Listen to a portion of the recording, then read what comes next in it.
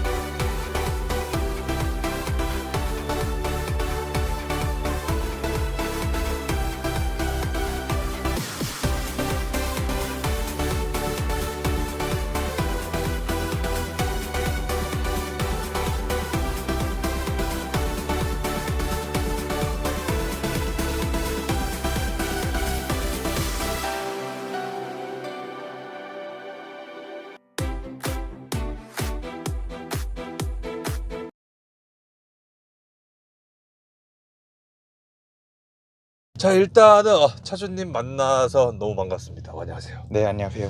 자기소개 좀 나이랑 사실인지만 말씀하셔도 괜찮습니다. 네, 저는 네. 경기도 구리시에 사는 24살 남자입니다. 반갑습니다. 네. 자, 차량 소개 좀. 연식, 차량명, 등급, 선택 옵션. 우선 이 차량은 2010년 10월식 네. 한국 GM 쉐보레 알페온 차량이고 네. 등급은 EL300 슈프림. 2에3배예요. 네, 출고 당시 옵션으로는 이제 멀티미디어 팩이라고 해서 네. 이 뒷좌석 그 다기능 컨트롤러 네.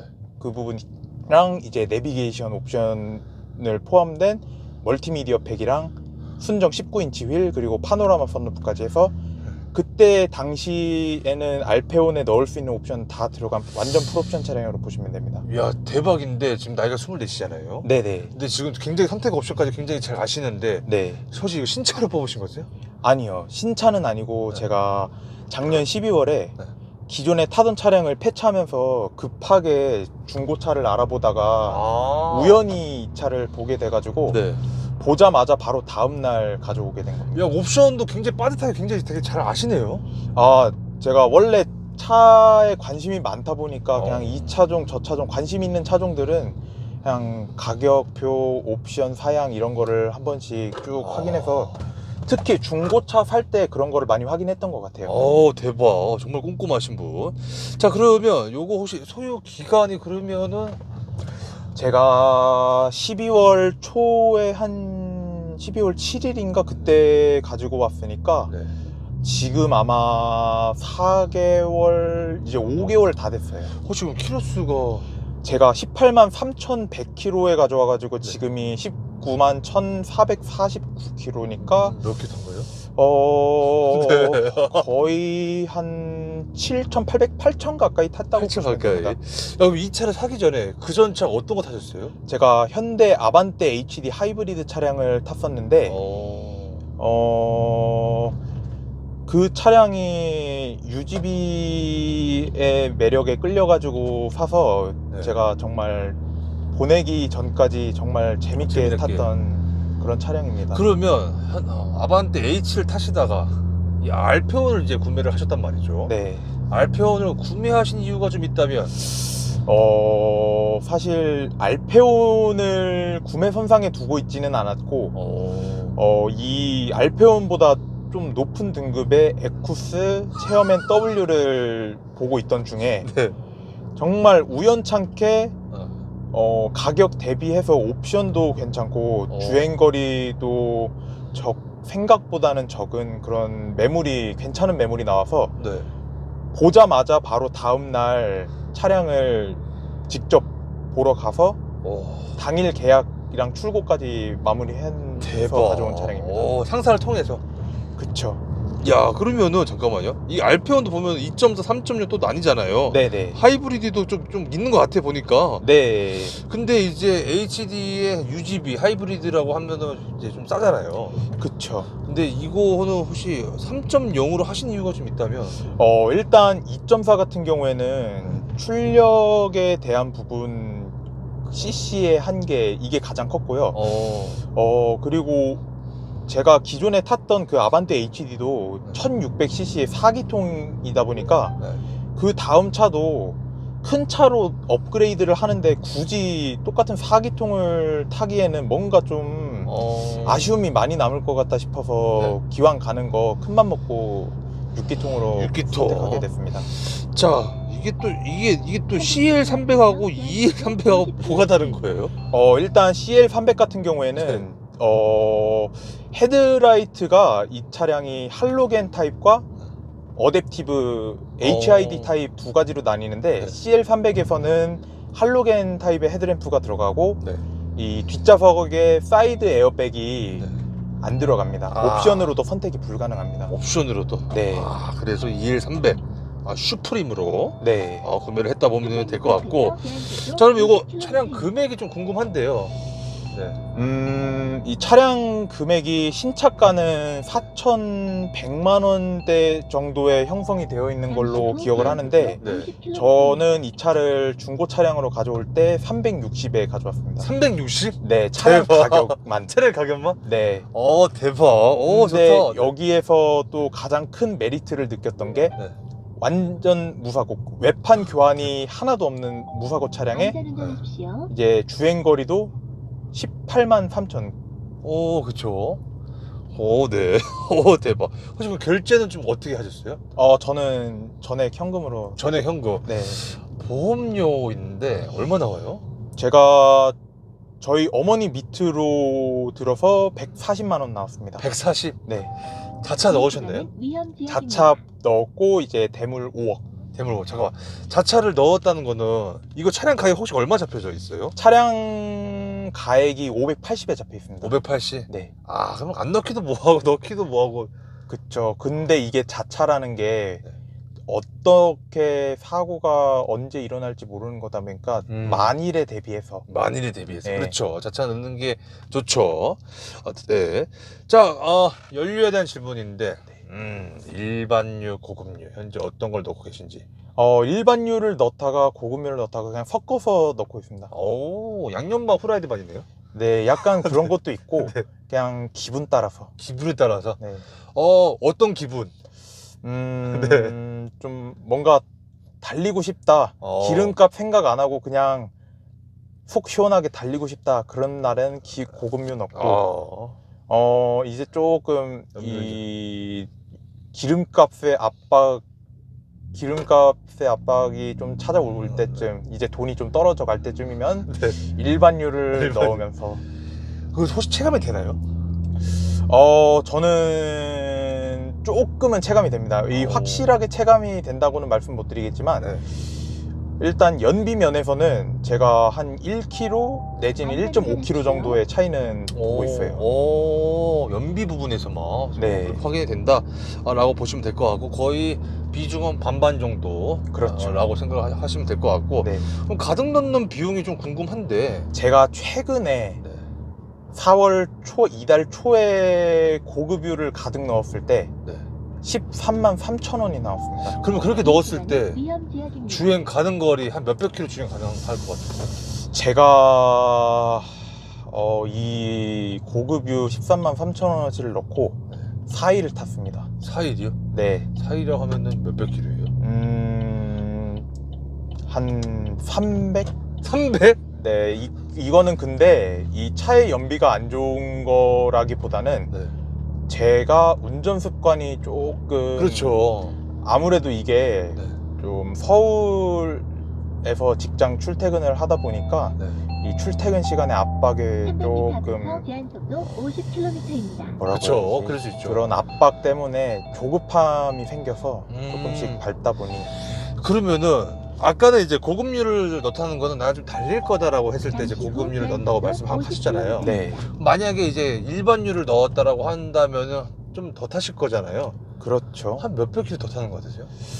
일반유를 넣었을 때는 그래도 한 50 가시면 되세요. 네. 내지는 많게는 한 80km 정도도 더 타는 것 같아요. 그러면은 뭐 한 350에서 한 380 정도라 보면 되겠네요. 그렇죠. 근데 이제 만땅을 넣고 주행 가는 거리, 계기판상에 나오는 주행 가는 거리를 확인해 보면 보통 한 400에서 450 정도가. 그렇게 나온다 네. 라고 생각하시면 될 것 같고, 이 차 연비는 한 몇 정도 나오는 것 같으세요? 보통 나오는 연비가 제가 시내 주행 위주로만 했을 때는 한 6km에서 7km 정도 나오고, 네. 고속도로를 달리면은 잘 나왔을 때 11.3km까지도 나와봤어요. 차 사기 전에 아무래도 그 전 차가 이제 하이브리드잖아요. 네. 아반떼. 하이브리드를 타시다가 이 차를 tas을 때 아무래도 지갑이 좀 더 얇아지는 게 좀 더 빨라지잖아요, 속도가. 그렇죠, 아무래도. 네, 근데 차 사기 전에 좀 예상은 좀 하셨어요? 이 정도? 저는 솔직히 이 부분에 대해서는 감수를 했고, 감사합니다. 이 정도 급의 차를 타면서 연비를 생각한다는 자체가 사실 그렇죠. 많이 큰 무리가 있고 좀 억지스러운 부분이 있기 때문에, 그리고 또 제가 아직은 20대다 보니까 확실하게 즐길 때 즐기자라는 마인드가 강해서. 이야, 뭐 매우 멋지시죠. 한 달 유지비인데 주유비 정도만 좀 여쭤볼게요. 보통 통상적으로 계산을 해보면은 네. 한 40에서 50. 40에서 50. 네. 주유비 정도로 그런 정도 나가고 있다. 그런데 제가 요번 달은 네. 여기저기 좀 돌아다니는 게 많아가지고 제가 최근에 주유를 했던 게 엊그제였는데, 네. 그때까지 해서 나온 이번 달 주유비가 한 70만 원? 70만 원. 네. 네. 네. 자, 이 차의 외관 디자인인데, 알페온 하면은 사실 준대형 차죠. 그렇죠. 대형차인가요? 준대형이죠. 준대형이죠. 준대형이죠. 일단은 이 차의 외관 디자인은 좀 어떻게 생각하시는지. 약간 투박하고 중후한. 투박하고 중후한. 네. 이 동급 차종인 그랜저 HG라든지 뭐 K7 이런 것과 비교하면은 세련된 맛은 솔직히 좀 떨어져요. 그렇지만 이제 그 차급에 맞는 무게감이라든지 중후함 이런 거는 확실히 그 차종들에 비해서는 좀 많이 돋보이는 부분인 것 같아요. 나이에 걸맞지 않게. 그렇죠. 굉장히 성숙하다는 건가요? 아니면은, 네. 글쎄요, 저도. 그러면 이 외관의 중후함과 투박함 만족하시는지? 저는 개인적으로 만족합니다. 그러면은 차 샀을 때 그랜저 HG랑 K7 같은 게 금액이 좀 더 비쌌었죠? 그렇죠. 아무래도 2배 이상 차이가 나다 보니까. 만약에 금액이 다 똑같았다, HG나 알페온이 다 똑같았다, 그랬으면은 저는 그랜저 HG나 K7을 사왔을 거예요. 그랬으면은, 네. 네. 알겠습니다. 네. 자, 그러면 이제 실내 디자인으로 좀 넘어가서, 이 실내 디자인 좀 어떻게 생각하시는지. 네. 화려하고 안락한 감은 있으나, 네. 버튼의 배열이 좀 많이 조잡하고 난잡하다. 그렇게 생각하시는구나. 네. 근데 진짜로 화려하고 전혀 구형 같은 느낌이 전혀 없어요. 네, 주변에서도 아무래도 이 차량이 그렇게 잘 알려진 차종은 아니다 보니까 주변 사람들 반응도 생각보다 차가 꽤 괜찮다, 이런 반응들이 많더라고요. 차를 처음에 알페온을 샀다고 했을 때는 야, 그 똥차를 왜 사? 네. 야, 씨, 그 똥값, 중고차 값도 똥값인데 너 그거 나중에 되팔 때 생각은 해야지 라고 했는데, 그렇게 말씀하신 분들 중에 실제로 타보고도 그 생각이 같았던 분 지금까지 단 한 명도 없었어요. 좋다. 그렇죠? 네. 대부분 딱 봤을 때 반대로 생각보다 좋네. 네. 그런 반응들이 좀 많았다라고 보면 될 것 같고. 네. 아반떼 타다가 이 알페온 탔을 때, 이 느낌이 좀 어떠셨는지. 일단 아반떼를 탔을 때는 네. 아무래도 차가 준중형급이다 보니까 그 준중형급에서 오는 한계 중 하나인 출력이랑 네. 주행 안정감, 이런 부분은 확실히 좀 많이 떨어졌다가 이 알페온을 타게 되니까 확실히 차가 묵직하면서도 잘 나가고, 그리고 이 정숙성, 이 가장 돋보이는 정숙성이 진짜 가장 크게 와닿았던 것 같아요. 정수성이. 튜닝한 게 좀 있다면? 일단 이 차량은 배기 튜닝이 되어 있는데, 네. 이 배기 튜닝이 메인텍, 소음기, 중통 엔드 다 달려 있고 네. 이제 풀 라인으로 풀. 네 그렇게 해서 현금가 120 주고 했습니다. 매우 만족하시나요? 매우 만족까지는 아니고 별 5개 만점에 4.5. 4.5. 네. 마이너스 0.5점은 어떤 거죠? 일단 네. 이 부밍음과 진동이 아. 좀 생각 외로 많이 심하다. 그것 때문에. 네. 그리고 또 튜닝. 그리고 또 튜닝을 한 게 이제 튜닝 흡기 필터를 좀 싸제로 튜닝을 했는데 이거는 최근에 엔진 오일을 직접 자가 교체를 하면서 자가로 하셨어요? 이쪽으로 하시면 되세요? 네 셀프 정비소 같은 데서 제가 자가 정비를 하면서 멋지시다. 네. 같이 교체를 했습니다. 그러면서 자 그리고 또 있나요 튜닝은? 이것도 튜닝이라고 해야 될지는 모르겠는데 네. 제가 휠을 네. 순정 휠을 복원을 하면서 도색을 입히고 거기에 이제 휠 스티커를 붙였습니다. 만족? 생각보다 많이 만족스럽습니다. 생각보다 많이 만족스럽다. 네, 그 정도라 보면 될까 튜닝은? 그렇죠. 자 그리고 시트의 착자감인데요. 네, 시트 착자감은 좀 어떠신지? 네. 생각 외로 쿠션감은 괜찮은데 이제 단점으로는 시트 포지션이 너무 높다. 너무 높다. 네, 이 세단 치고는 너무 높은 시트 포지션 때문에 네. 좀 세단이 아닌 SUV를 타는 느낌, 뭔가 좀 붕 떠 있는 느낌을 받는다고 해야 되나? 시트를 최대한 낮춰도 네, 그런 느낌을 받고 있다 네. 라고 보시면 될 것 같고, 사장님 개인적으로 조금 그 부분은 괜찮다 아니면은 시트의 전반적인 만족도는 네. 별 5개 만점에 3개. 3개. 자 그리고 팔걸이 위치는 좀 어떠세요? 이 왼팔이나 오른팔 팔걸이 위치. 팔걸이 위치는 아주 만족스럽습니다. 그리고 지금 보시면은 아시겠지만 여기 이 콘솔 부분이 이 슬라이딩이 돼가지고 앞뒤로 길이 조절이 돼요.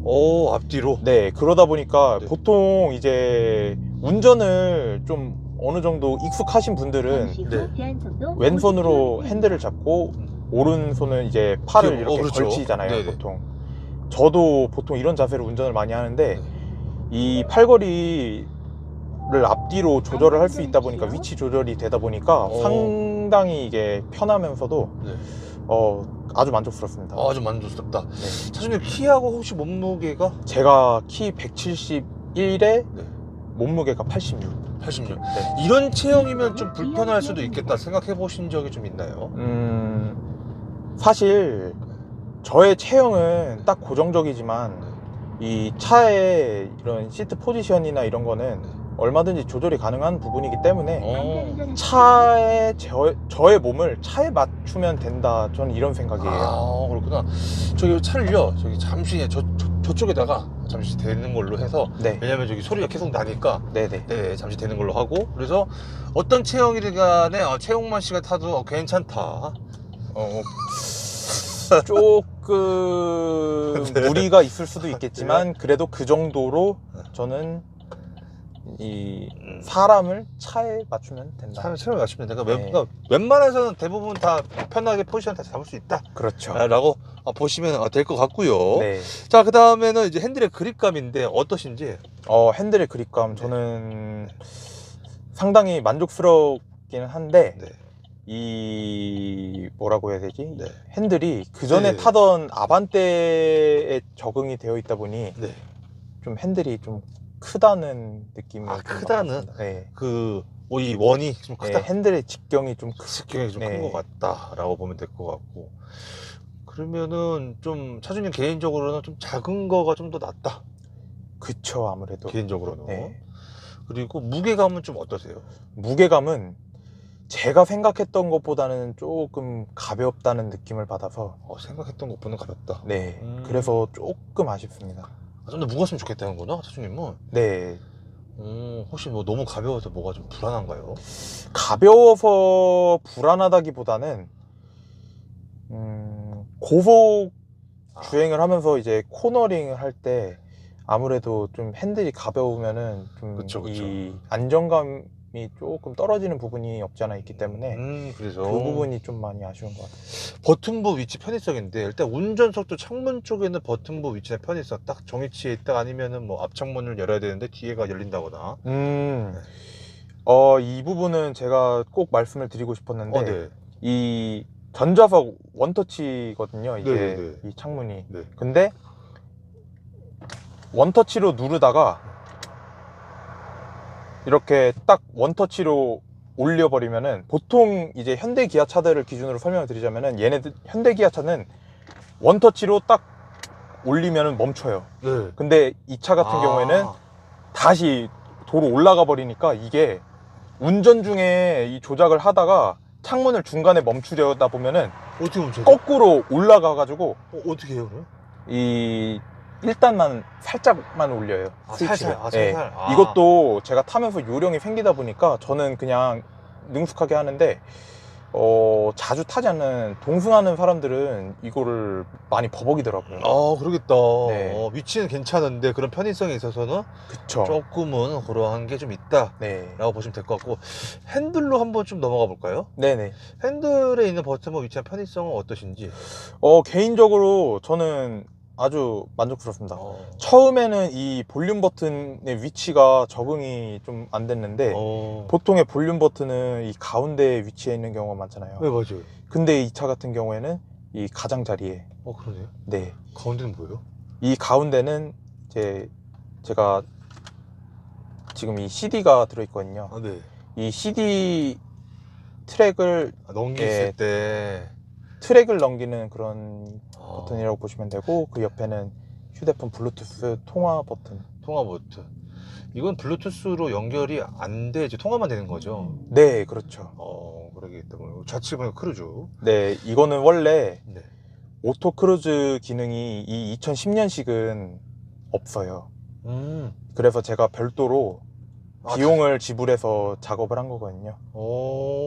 근데 네. 사실상 쓸 일이 거의 없어요. 서울에서 시내도로를 주행하는 게 대부분이다 보니까. 그냥 이거는 뭐 이런 뭐 차간 거리라든지 그런 것도 다 안 되고 속도에 맞춰서만. 네, 그냥 오로지 정속 주행만. 정속 주행만 한다 보면 될 것 같고. 그다음에 뒤쪽으로 넘어가서 깜빡이와 와이퍼 위치나 편의성은 어떠세요? 와이퍼 위치는 괜찮은데, 네. 이 비상등, 깜빡이, 네. 깜빡이 버튼을 누를 때 여기 보시면은 요 레버가 있어요. 있어요. 이게 트립 컴퓨터 창을 넘기는 거거든요. 예. 가끔씩 깜빡이를 켜면서 손이 미끄러지다 보면은 저 같은 경우에는 이 트립 컴퓨터 화면을 넘기게 되더라고요, 같이. 너무 그렇구나. 예, 저는 트립 컴퓨터를 되게 자주 들여다보는 편인데 갑자기 다른 페이지로 넘어가 버리니까 조금씩 불편한 그럴 수 걸 있죠. 느낄 수 뭐 있더라고요. 어떤 걸로 주로 많이 보세요? 저 같은 경우에는 일단 여기 보이는 속도. 속도. 저는 속도 메타기를 디지털로 이렇게 보거든요. 그리고 이제 주행을 하면서 정차 시에는 간간히 평균 연비, 아니면 평균 속도, 주행 가는 거리, 이런 거를 주로 많이 보죠. 자, 그 다음에 계기판으로 좀 넘어가서, 계기판에 있는 편의성은 뭐 괜찮나요? 계기판의 디자인이나 시인성은 만족을 하나, 네. 이 RPM 게이지를 살짝 비춰주실 수 있을까요? 네, 있어요. 지금 RPM 게이지를 보시면은 보통의 차량들 같은 경우에는 거의 한 6,500부터 레드존으로 표시가 되어야 되는데, 이 차량은 레드존 표시가 안 되어 있어요. 뭐예요? 왜요? 그거는 저도 잘 모르겠어요. 레드존이 없네요. 네, 이 쉐보레 차량들이 대부분 다 이 레드존 표시가 안 되어 있더라고요, 계기판 RPM 게이지에. 좋은 거예요? 나쁜 거예요?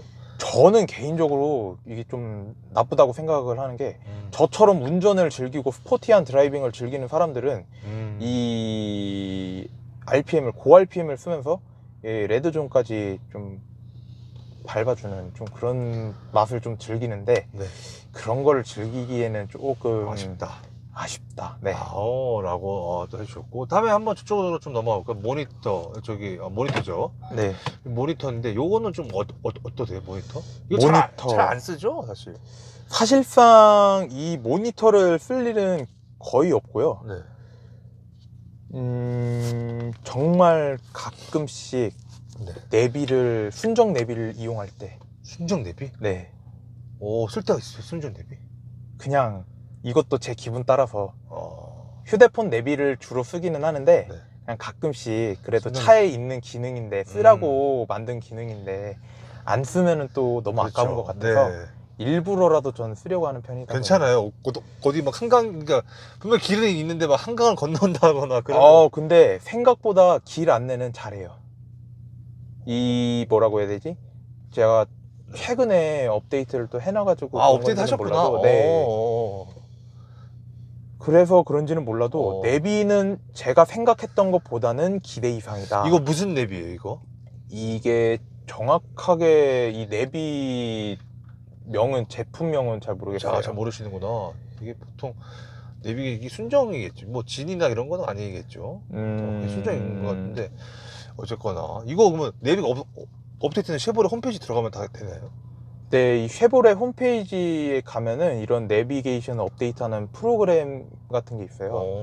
그런 거를 다운받아가지고 이제 업데이트 파일을 다운을 받아서 네. USB를 가지고 업데이트 파일이 들어있는 USB를 꽂으면은 자동으로 업데이트가 되거든요.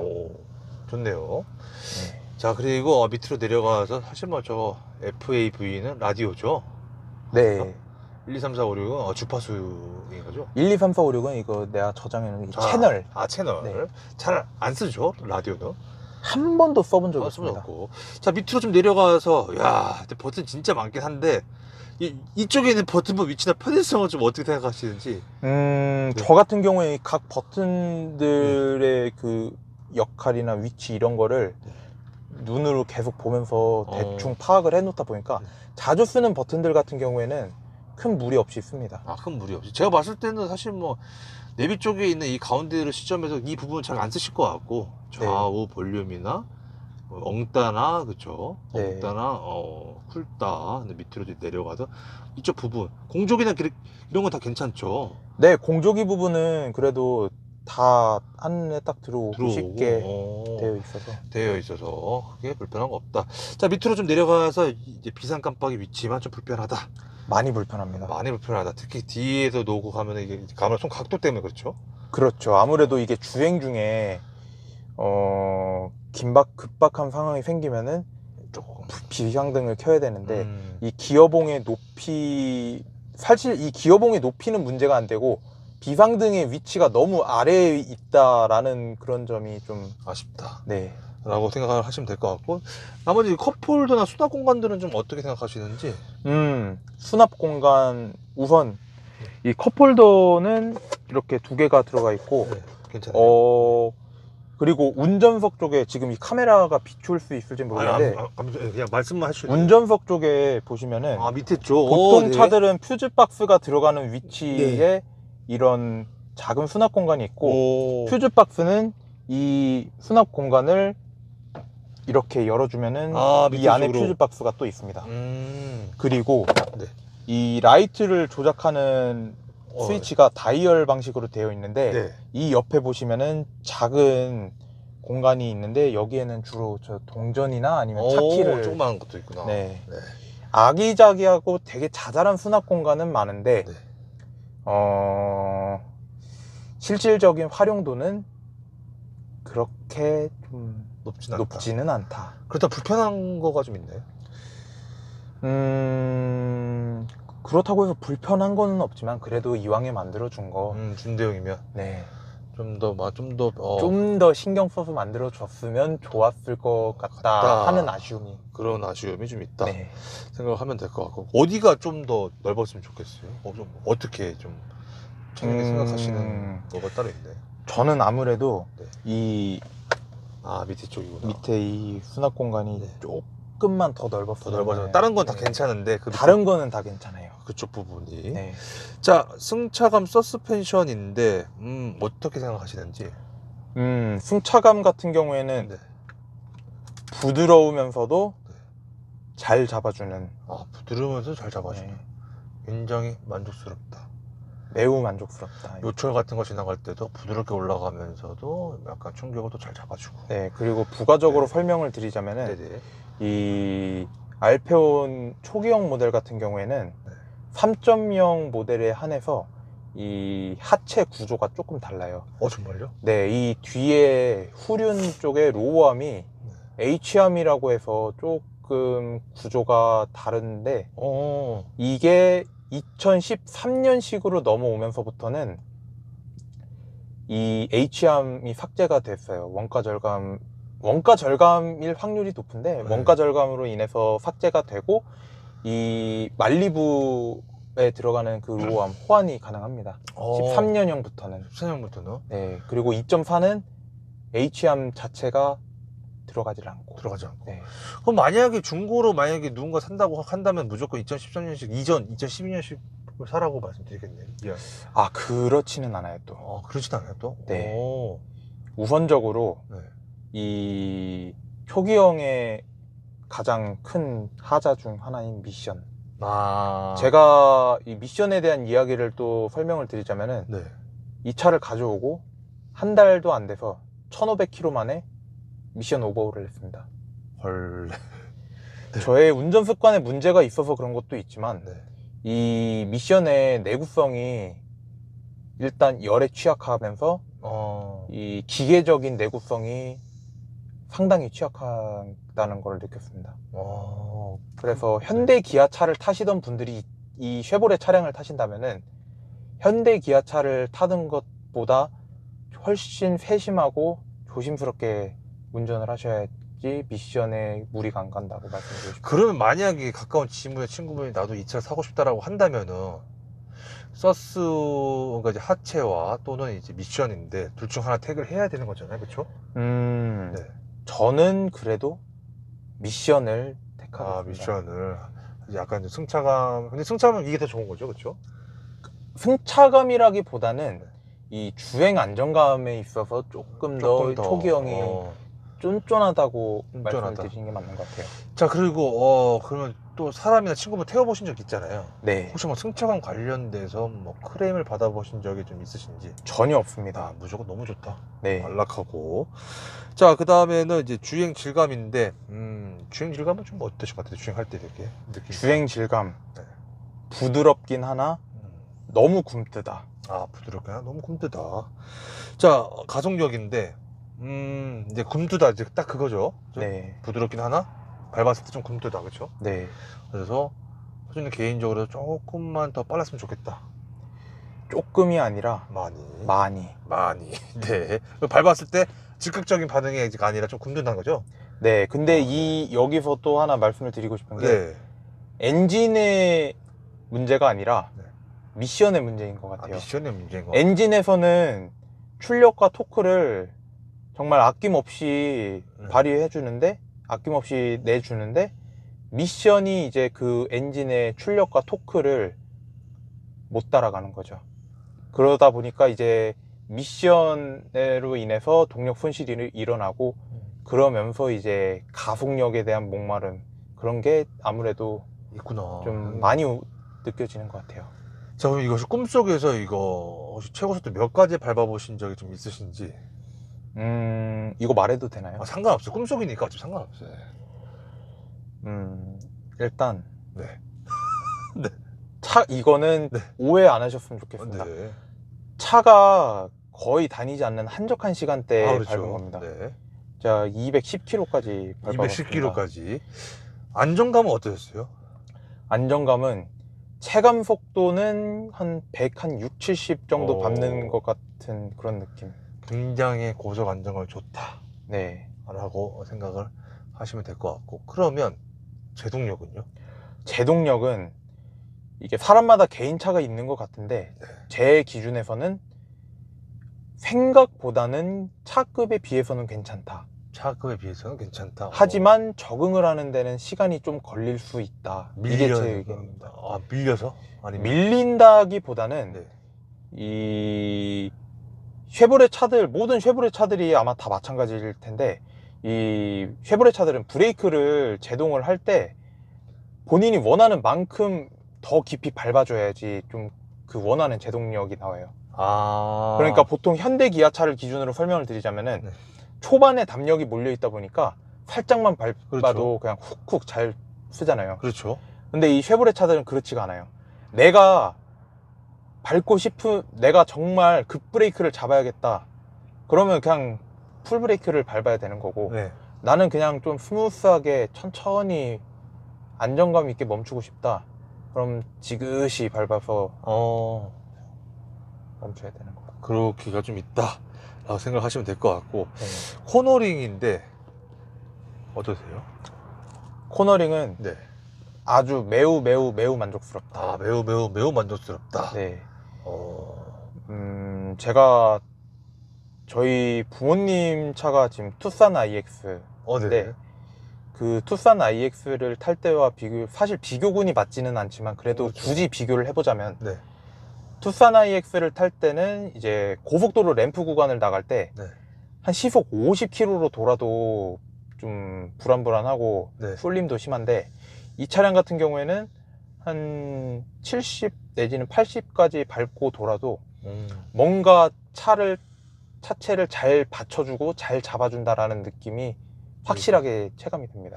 만약에 이게 2013년식 이후까지 그게 빠져 있다라고 한다면 좀 덜하겠죠, 그게?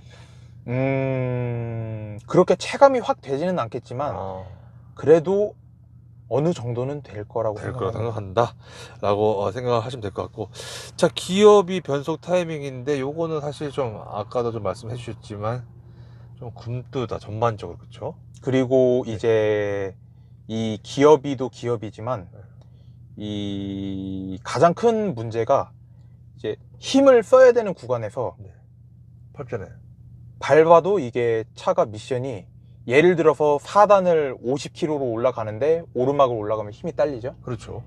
힘이 딸리면은 보통의 차들은 이제 킥다운이 되면서 기어를 한 단을 떨궈요. 그렇죠. 그러면서 RPM이 올라가고. 네. 근데 얘는 끝까지 물고 늘어집니다. 어... 그러다가 악셀을 좀 더 힘있게 밟아야만 그제서야 RPM이 올라가면서 뭔가 좀 이제 차가 나간다라는 느낌을 많이 받아요. 아무래도 그런 부분 때문에 출력에 대한 부분이라든지 연비에 대한 부분이 좀 많이 떨어지는 것 같다고 생각이 돼요, 개인적으로는. 이게 모드는 따로 없죠, 무조건? 드라이브. 네, 모드는 따로 없고, 지금 이 드라이브에서 옆으로 밀면은 수동 모드. 수동 모드. 그리고 이제 이 쉐보레 차만 그런 건, 쉐보레 모든 차들이 다 그런 건지 이 알페온만 그런 건지 모르겠는데, 이 차량은 3단 출발이 됩니다, 정지 상태에서. 3단이요? 네, 지금 매뉴얼로 기어를 바꾼 상태고, 제가 한번 기어를 올려볼게요. 네. 계기판 한번 찍어 주실 수 있을까요? 네, M2. 네, 지금 M2 이게 매뉴얼 2단이고 매뉴얼 3단. 네, 3단. 네, 지금 이 상태에서 밟으면은 좀 무겁긴 하지만 차량이 출발은 됩니다. 그러네요. 그런 특이사항이 좀 있다고 보시면 될 것 같고. 네. 이거 커튼이죠, 뒤에? 네, 뒷유리 전동 커튼인데 지금 좋다. 현재는 고장나서 퓨즈를 빼놓은 상태입니다. 고장나서. 알겠습니다. 자, 그 다음에 이제 엔진은 배기음인데, 사실 뭐 배기음은 이제 거의 순정은 없죠. 그렇죠. 아무래도. 그래서 이제 튜닝을 이제 좀 아쉬워서 했다라고 보시면 될 것 같고, 스피커가 보니까 인피니티 오디오라고 해서 네.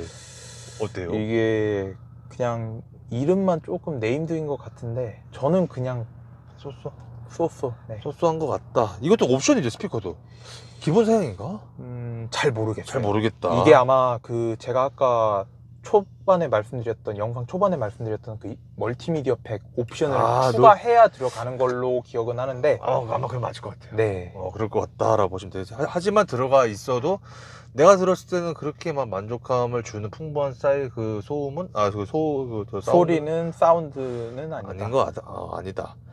자, 그리고 아까 제가 못 여쭤본 게 좀 있는데, 뽑기운인데 뽑기운이 존재하는 것 같으세요? 뽑기운. 네, 존재하는 것 같다고 느낍니다. 어떤 거? 우선 제가 이 차를 중고차로 처음 사왔을 때 하자가 있던 부분이 이 운전석 열선 시트가 작동이 안 됐습니다. 조수석은 되죠? 네. 이 알페온의 고질병 중에 하나가 이 열선 시트 단선인데, 이 열선 시트 단선을 조금 더 디테일하게 설명을 드리자면은, 보통의 차량들은 이제 시트 겉에 이 가죽 외피가 있고 그 안에 쿠션이, 스펀지 재질의 쿠션이 들어가고 열선은 이제 그 쿠션 안에 위치를 하게 되는데 네. 이 차량 같은 경우에는 쿠션 위에 열선이 위치를 하다 보니까 상대적으로 이제 사람이 탑승을 하면 이제 무게 때문에 아무래도 그 하중을 그쵸. 그대로 고스란히 받다 보니까 단선이 될 확률이 높습니다. 그리고 이 동호회 내에서 좀 도는 얘기이기는 한데 네. 이 열선이 중국산 부품을 사용해서 저가 부품을 사용해서 그렇다는 얘기도 있는데 이 부분은 제가 직접 확인해 본 게 아니니까. 그러니까 만약에 중고차를 산다고 하면 일단은 여기서 열선이라든지 통풍이라든지 무조건 꼭 확인을 꼭 해봐라.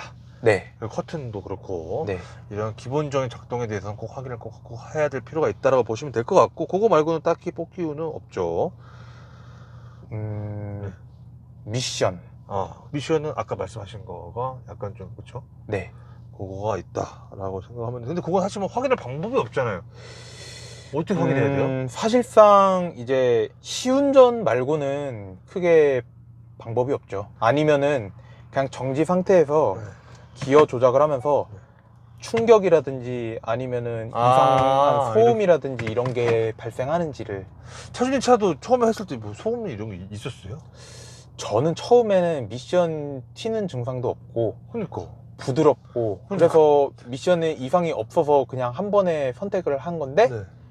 이제 저의 그런 운전 습관으로 인해서 차가 좀 미션이 조기에 고장이 난 것 같아요. 그렇게 생각하시구나. 그래서 제가 주택가 골목에서 네. 후진이 안 돼가지고 제가 레카를 부르고 2시간 동안 기다렸던 적이 있습니다. 그래서 딱히 확인할 수 있는 방법은 어찌됐든 간에 차주님 같은 경우는 너무 다 부드러웠고, 하지만 이제 굳이 확인을 해본다고 한다면 다 놔봐라 이렇게, 그렇죠? 그렇죠. 직접 다 이 해봐. 기능 하나하나 다 조작을 해봐야 해보고 미션도 P, R, N, D 놓고 네. 테스트를 다 해봐라. 근데 이거는 사실 이 알페온 뿐만 아니라 이 쉐보레 차들 뿐만 아니라 어떤 차를 사든 간에 중고차를 구입하려면은 다 확인을 필수적으로 해봐야 되는 요소예요. 이게. 라고 생각을 하시면 될 것 같고, 다음에 실내 사이즈인데 2열, 이야 어떻게 생각하시는지. 2열은 생각보다 넓더라고요. 생각보다. 네, 지금 제 시트 포지션에 맞춘 상태로 뒷좌석에 탔을 때 네. 레그룸도 그렇고 네. 이 착좌감도 그렇고 전반적으로 생각보다 넓더라고요. 생각보다 넓다. 네. 등받이 각도도 다 괜찮나? 뒤에 뭐 승객이나 사람 태웠을 때 지인분이나 등받이 각도는 헤드룸, 레그룸, 뭐 크레인 받은 적이 있었나요? 전혀 없습니다. 전혀 없어. 이것도 2열 폴딩이 되나요? 네, 2열 폴딩은 됩니다. 폴딩. 지금 코로나 시국에도 차박을 꿈꾸시는 분 분명 한 명이라도 있을 거라고 생각을 합니다. 가능한가요? 차박을 하기에는 이 세단이라는 그 차종 자체가 그렇죠. 맞지가 않죠. 불가능하다. 네. 폴딩 되면 평탄화 되나요? 안 되죠, 이것도? 평탄화는 안 되죠. 평탄화 안 되죠. 트렁크 사이즈는 개인적으로 좀 어떻게 생각하시는지? 트렁크 사이즈는 정말 넓다고 생각합니다. 정말 넓다. 네. 이 알페온이 트렁크 마감이 되게 군데군데 꼼꼼하게 되어 있어서 어디 하나 철판이 노출이 되어 있는 곳 하나 없이 모두 다 마감재로 마감이 되어 있는데 그럼에도 불구하고 네. 타사 동급 모델을 대비 훨씬 넉넉한 트렁크 용량을 가지고 있다. 어떤 분은 너무 깊어서 불편하다는 분도 계셨는데 혹시 그런 적 있었나요?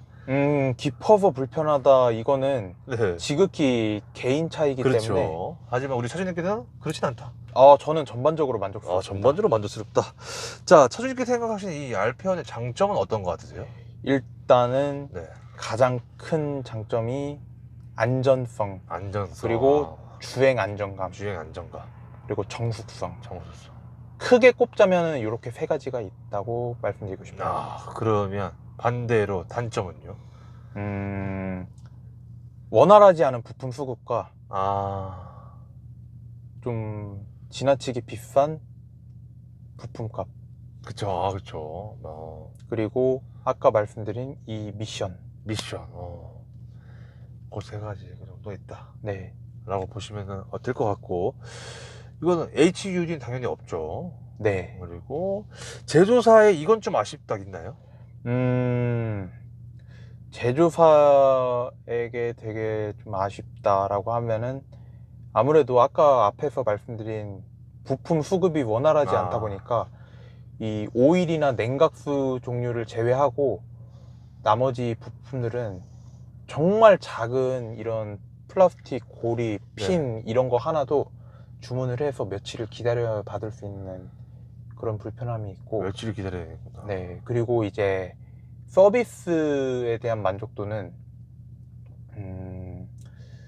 뭔가 이 고객에게 믿음과 확신을 제대로 주지를 못한다고 생각이 돼요. 쉐보레 서비스 센터. 네, 이건 또 그 센터마다 다 차이가 조금 있기는 한데, 제가 이제 저희 집 근처에 가장 가까운 서비스 센터를 이 미션에 문제가 있었을 때 방문을 했었는데, 뭔가 확실한 확답을 못 주더라고요. 그쪽에서도 정비사분이.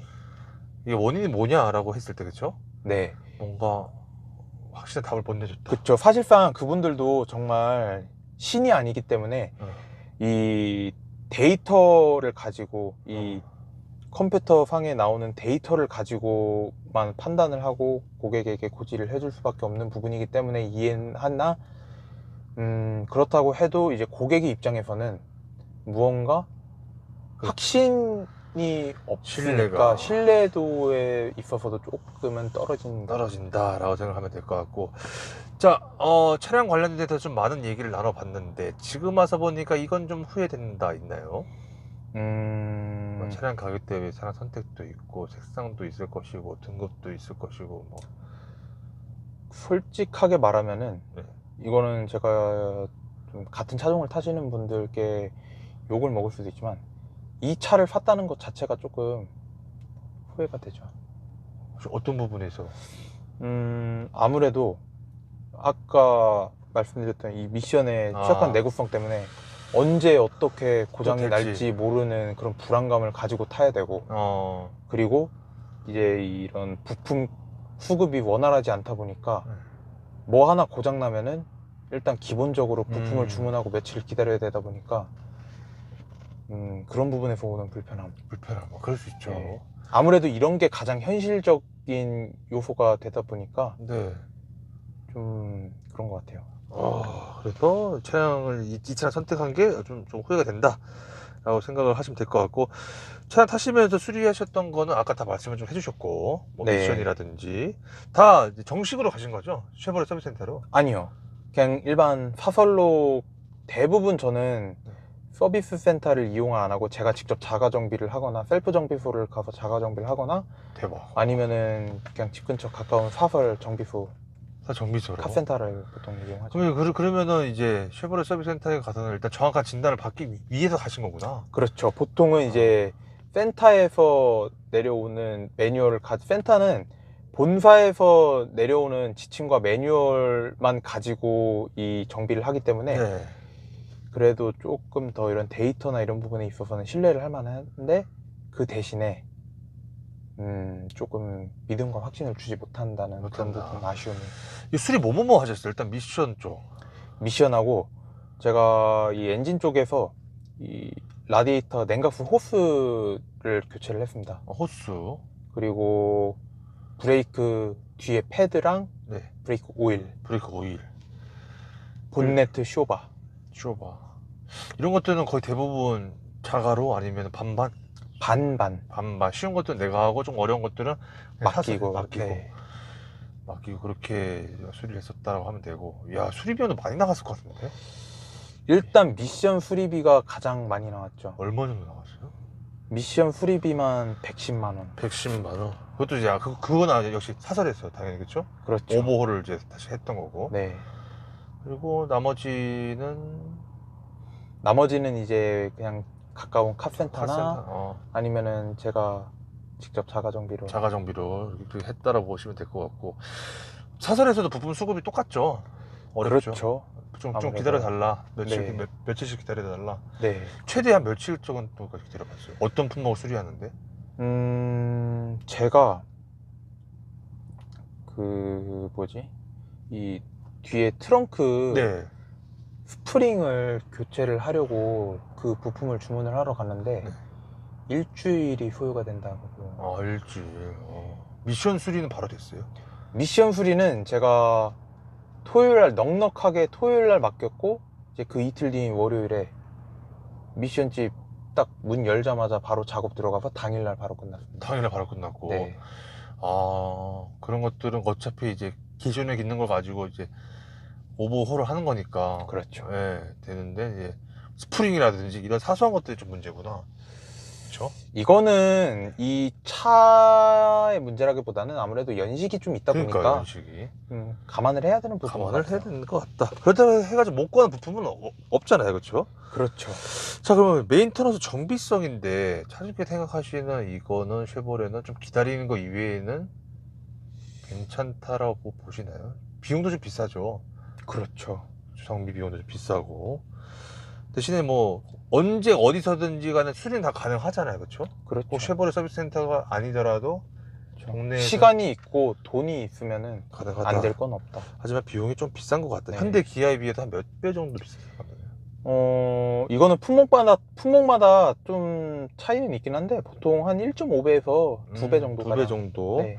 생각을 하면 될 것 같다라고 생각하시면 되실 것 같고, 이 차에 대한 유지비인데 이 차를 또 첫 차로 사시려는 분들 분명 계시잖아요. 뭐 사회초년생이라든지. 그렇죠.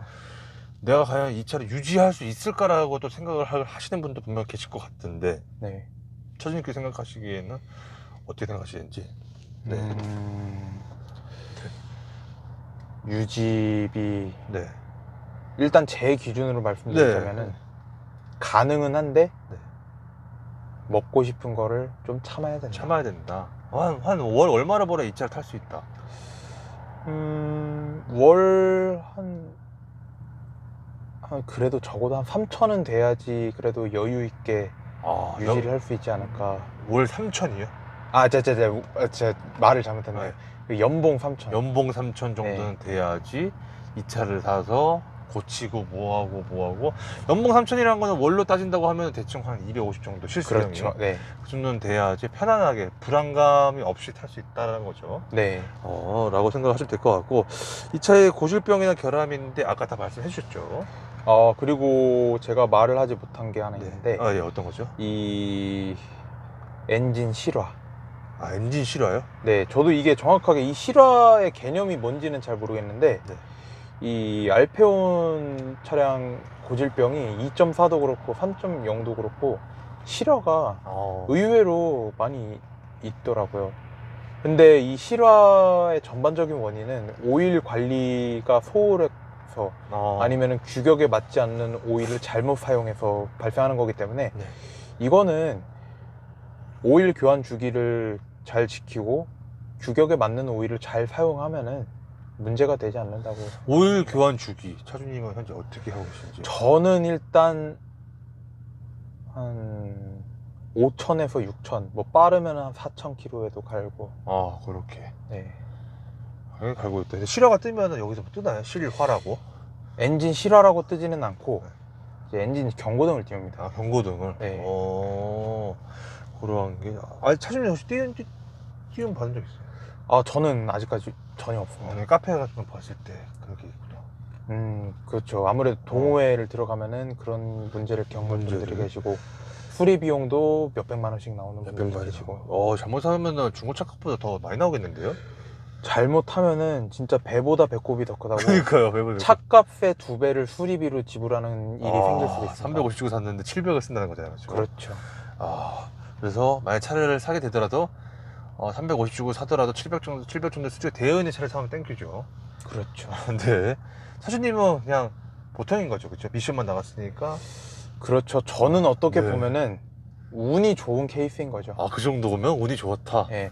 솔직히 이 미션은 아무것도 아니죠. 뭐가 또 있나요?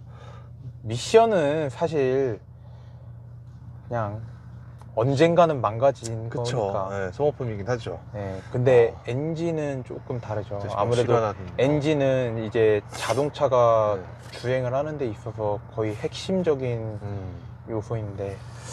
맞습니다. 여기다 보시면 될 것 같고, 잡소리나 풍절음 있나요?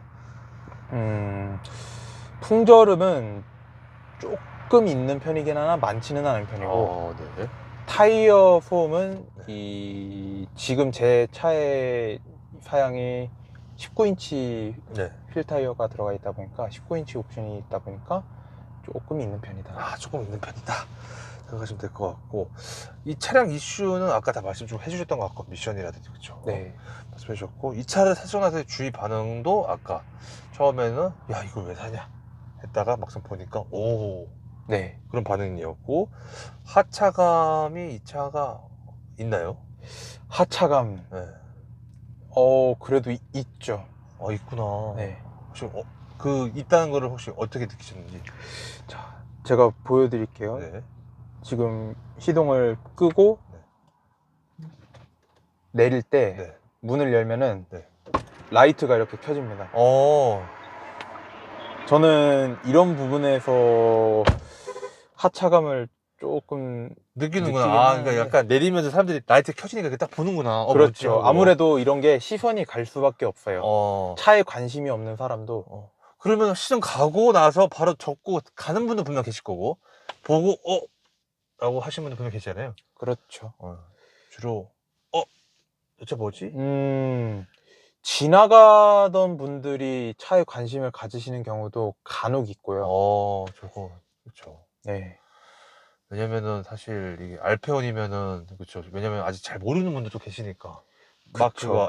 마크가 그렇다고 해서 쉐보레 마크도 아니고, 네. 알페온이라는 마크가 딱 달려 있다 보니까. 그렇죠. 이 차를 타시면서 에피소드 같은 게 좀 있었다면? 에피소드. 네.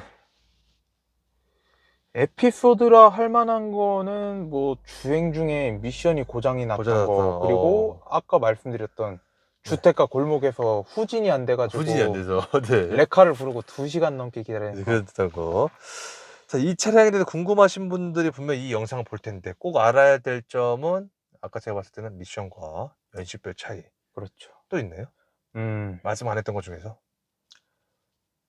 한번 신중하게 고민해보라고 말씀드리고 싶어요. 신중하게. 아까 말씀드렸던 것처럼 네. 차값보다 수리비가 더 나갈 수 있기 배로 나올 수 있기 때문에.